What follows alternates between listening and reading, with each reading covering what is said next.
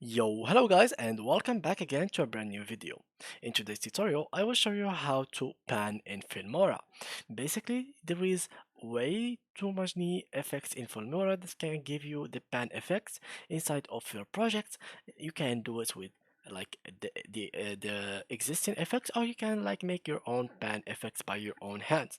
So first of all, let's get ahead and open our Filmora. Make sure again that you are logged into your account, and then if you have already a project, go to it. For me, I will create a new one because I don't have any previous project that can be done with this effect. So now let's drag, for example, this video, and I will drag it here.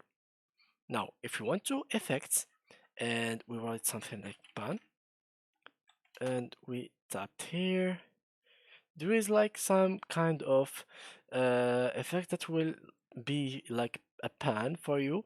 You can go search for something that will work for you. You can go to transition if you want, search for pan, but you won't really find the exact pan that you want. So basically what I really suggest for you guys to do is go to here, for example, the moment that you want to pan it, and then cut the video or split it. So here I split it. Let me just mute the video a little bit. So yeah, I will pan it here as well, or split it in here, and then I will just go in this bar here and go to crop. So go to crop. As you can see over here, there is crop and pan and zoom. So from here you can just pan it as you like. So for example, starting point, we make it something like that, and the ending point we can make it something like so. So something like that will do the job. So after that we click on apply, and let's see the results. Let's mute this as well, and let's start it.